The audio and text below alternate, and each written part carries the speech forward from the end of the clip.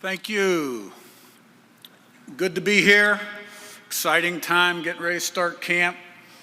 Always great to be on the roster, especially when your first year was 1983 and you're into your 40-some odd years of coaching.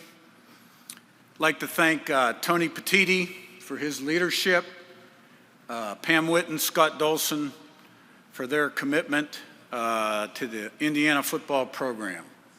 So year one's in the books. 126 years of Indiana football. Best season in Indiana history. Number one out of 126. So I think staff continuity has been a big part of our success through the years, regardless of where we've been. And kudos to them. With the 10-0 start, this staff holds the distinction of being the only staff in NCAA history to start the season 10-0 at two different schools and did it in successive seasons, back to back. So I get questions, how are you going to sustain it? We're not looking to sustain it. We're looking to improve it. And the way you do that is by having the right people on the bus, upstairs in the coaches' offices, downstairs in the locker room, having a blueprint, plan, and process, high standards, expectations, never lowering your standards, day-to-day plan, highly structured and organized organizational discipline to improve in critical areas, which usually have to do with player development, scheme development, program development, and create those intangibles entering the season. Consistency, day in, day out, consistency is huge so that we can play fast, physical, relentless, smart, disciplined, poised, not affected by success, not affected by failure, and never ever satisfied until the game is over. This year's team has a lot of nice pieces. I would use that term, pieces, and now we've got to mold this group into a team in fall camp. I like a lot of parts on this team. Now we got to get them all thinking alike, buying into the team vision, which is critical to success. And you can't ever have any selfishness on your team, ever, regardless of who it is. So personal goals are secondary to team goals. When a team's successful, everyone benefits. So we've got a blueprint, we got a plan, we try to improve it, our methods, but for the most part, continuity and staff, everybody thinking alike, understanding what needs done and how we do it has been the key to the drill. So excited for this season, got a good Big Ten schedule, and it'll all be done between the white lines. Okay, talking season will end here soon. And then let's play the games and see where it stands at the end of the year. So let me open it up for questions. Go ahead. All right, Coach, first row on your right side. Good morning, Coach. AP Stedman, AP as we see it. Coach, what attracted you to Fernando Mendoza? And then also the success of last year, how has that changed your program for the better? What has it done? Yeah. Fernando Mendoza, we had his younger brother Alberto in the program, actually signed with us, was committed to us at JMU when I went to Indiana. He came to Indiana, so I've been aware of him, watched a lot of his Cal tape once he decided to enter the portal. Saw a quarterback that had played a lot of football, a lot of good football, has size, has mobility, quick release, good arm, can extend plays, smart guy. He's got areas he's got to improve. But I really liked his last 5 days of spring ball. I have a lot of confidence in him, excited to see how he develops. Last year's success, has helped us in so many different ways. It's helped the university fundraising at all levels, academic and athletic. All right, Indiana has the second largest alumni base in America to Texas. So there was a lot of Hoosier pride out there. And obviously, it opened a lot of doors in the recruiting process because the first year we were selling promises, things we had accomplished in the past. Now we put it on the field. So we had better looking athletes walking through the doors. And okay, now that's all done. Last year's done. You know, all the Coach Cignetti pictures in the building on game day, get them off the walls, you know, all that stuff. Everything's earned, not given now. Okay? Nothing good in life comes easy. What's cheap won't last. What lasts isn't cheap. All right? You got to pay the price every single day and do it consistently. And when you're good, then you got to have that burning desire to be great. All right? Because 98% of this game's between your ears. Next question. Coach, on your far right. Curt, how you doing? Willie Ramirez with the Associated Press. I spoke with Mikhail earlier.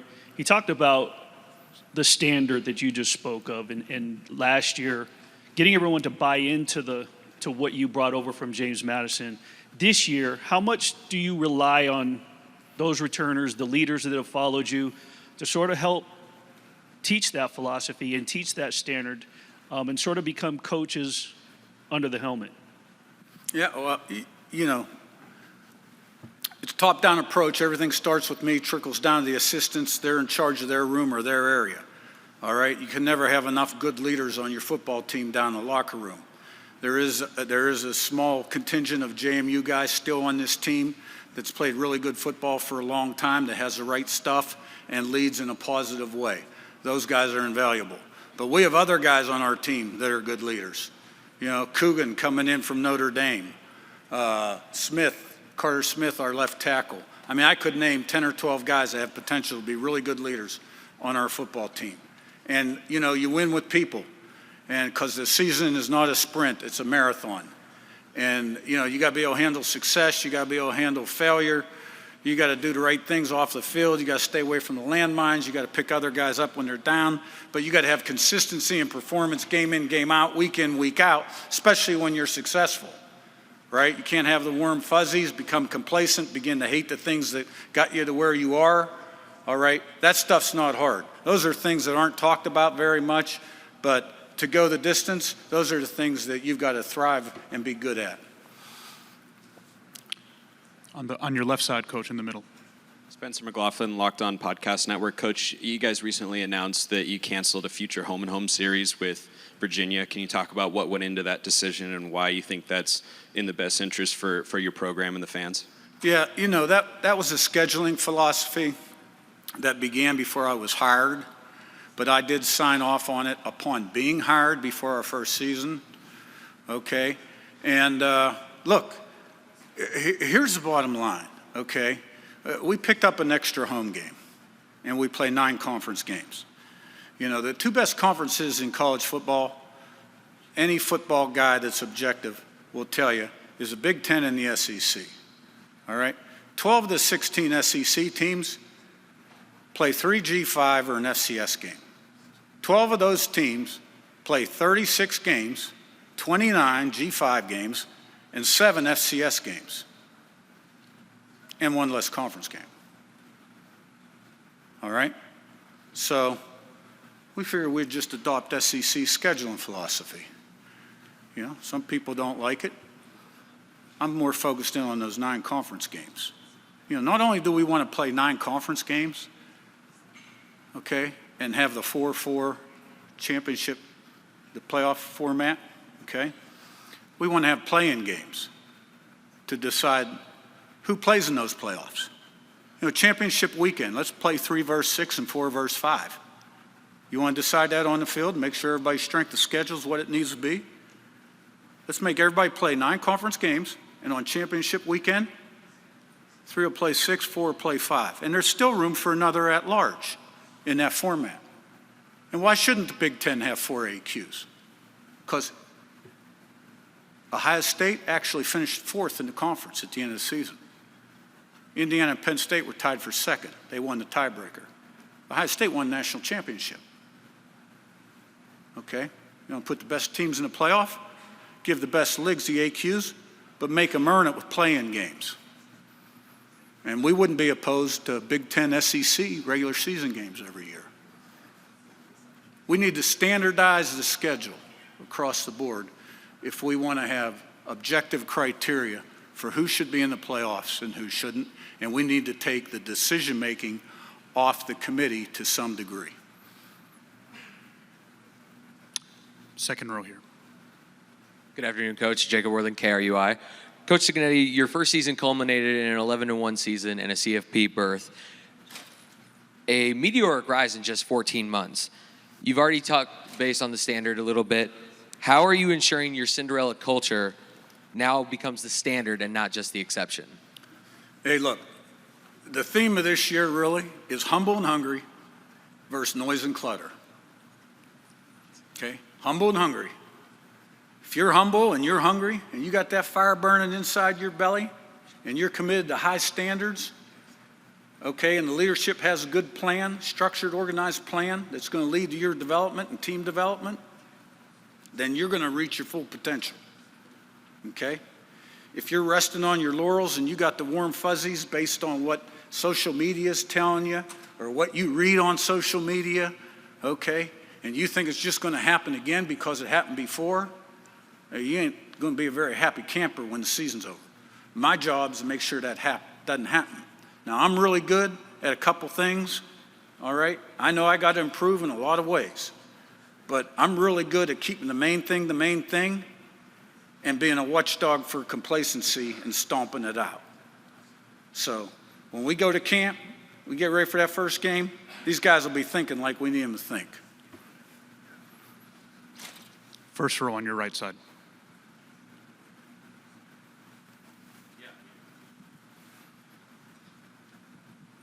Touchdowns and tangents, Kenneth Berry, Coach. You talked about, I mean, it is pretty hard to top the greatest season in school history, but last year you talked about how, you were excited about NIL. You just talked about how you have the second largest alumni base. What are some key non-negotiables that you have for NIL budgeting or even just ethics going forward to kind of prevent some of the things you just talked about, like complacency, especially whether it be high school or kids coming out the portal? Well, I think we're talking about two different issues there. On one side, we're talking about player development and becoming the best you can be. And on the other side, we're talking about institutional resources that lead to retention and recruiting. So, our goal is to be the best. This is a great league. There's some schools in this conference that have great tradition for a long, long time and have some incredible resources. My personal goal is that we're in the top third of the conference when it comes to resources in all areas that are critical to program success. Okay? Now, the landscape is still changing as we speak today. You got to be light on your feet and nimble. And at some point, hopefully, down the road, this thing will settle down and we'll have clear rules and regulations on how we operate. Coach, thank you so much for your time. Thank you.